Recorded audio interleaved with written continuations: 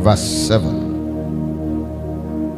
When we speak about warfare, we speak about that which is not actually common among men. It's common, but yet again many people are not conversant with the necessity of warfare. You cannot be able to triumph as a believer if you don't understand the need for you to fight war. We are living in a very wicked world. It is not a cliche, it's a reality. And because of the nature of the kind of world that we live in, we must be able to equip ourselves with the requisite tool for us to thrive. Just because you have a good face, you have a good name, does not warrant that you will live tomorrow. Everybody that dies untimely is a victim of spiritual warfare. And sometimes they are victim of all kinds of the atrocity of the kingdom of darkness. The devil will not clap for you seeing that your life is advancing. The devil will do his best to fight you with all his arsenals to see that he brings you down. And sometimes just because you have a good degree, you can speak Queen's English, doesn't warrant the demons or darkness to exclude you from their onslaught. There is an arrow that flies by day, and there is a pestilence that walks by noonday. And that is the reason why people can go up and come down. The reason why men are strong today, weak tomorrow, healthy today, tomorrow they are in calamities, because there is what is referred to as spiritual warfare. And this thing is beyond the natural. It's not something that you can see with your eye. No wonder the Bible said the weapons of our warfare are not carnal, and we do not wrestle against flesh and blood. So you need to understand that no mortal man is your enemy. A mortal man is weak enough to be your enemy. A man like you can't kill you. It will take a man enabled by a spirit to take advantage of you. And if any man succeeds in creating certain level of onslaught against you, is because he beckoned upon a realm of advantage.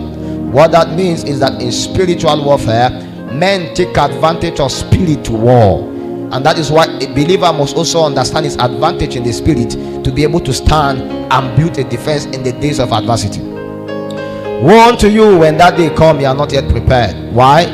You will die the death of an ignorant fool. The Bible says day came, Rachel was weeping for her children because they were no more. Why? They were children at the wrong time. There are moments and times where you are not supposed to be ignorant. And if there's anything the devil always do, is to capitalize on our ignorance. I want to submit to you that warfare is a reality. Warfare is the ability to wage war against the enemy. The ability of a believer to wage war, to resist the activity and the onslaught of the kingdom of darkness against the enemy of his soul, is what is referred to as warfare. Your ability to resist that which is coming against you is what we call warfare. There are all kinds of negative things that will come against you. Negative prophecy. In fact, it can go so worse that sometimes people can look upon you and prophesy negative to you. How do you resist the speakings of men that is programmed to make you fail? The speakings of men that is programmed to bring you to the point of retardation. How do you resist it? Good is not good enough. You must be able to understand the necessity to fight back. So your ability to be able to fight back, resist the forces that is coming against you, to thwart you in an order that actually was not prescribed by God, is what we refer to as warfare. But mind you, when we speak about spiritual is a component of that which is not natural. Anything spiritual is a component, a composition of something that is not natural. Anything natural is what you can see, what you can feel, what you can touch. But anything spiritual is what you may not be able to see, you may not be able to feel, you may not even be able to hear, but it has a potency, a power to afflict. God is a spiritual God, right? But mind you, God as a spiritual God has imputed the same ability in you and I. There is nothing natural about you. Even your birth was spiritual, but there is a potency in man that man must tap for him to understand the spiritual component of himself. God decided to be natural, to relate with natural men, but the goal of God was never for us to be natural men. No wonder we were given birth to as natural people. We agreed to become spiritual people. When you return back to carnality, is your own choice. You can return back to spirituality. So the Bible says, as many that are led by the Spirit are the sons of God. So there is a spiritual believer, a carnal believer, and a natural believer.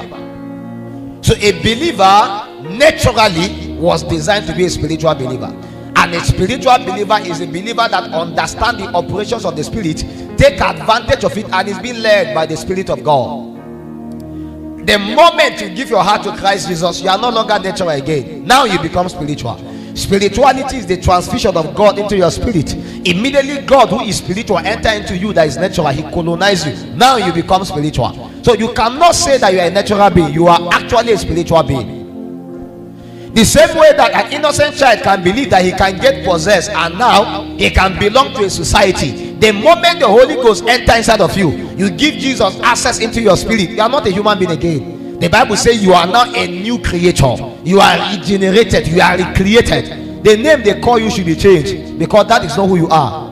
According to the template and the order of God, mankind is spiritual. And when you understand this posture, you now realize that the reason why you are fighting spiritual warfare is not because of anything. It's because you are a spiritual being. Because you are ignorant that you are a spiritual being, the warfare take advantage of you. When you understand your spiritual being, you understand your element in the spirit, in the days that warfare come, you know it's a natural thing. Why? Because warfares are actually referred to as warfare of advantage. Because anytime God wants to promote you, there is a war you have to fight, and that war was designed to act a designation of a batch upon you.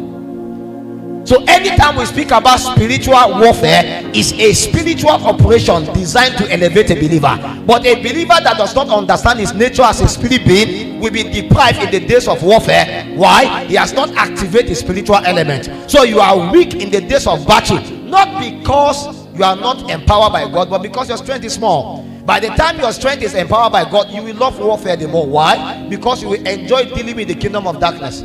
Anytime you appear in the realm of the spirit, you begin to fight warfare and you see yourself winning. It's enthralling, it's amazing. But when they are dealing with you, it's not amazing. Why? It is because the more you win, the more you succeed in life. The more you lose, the more you fail in life.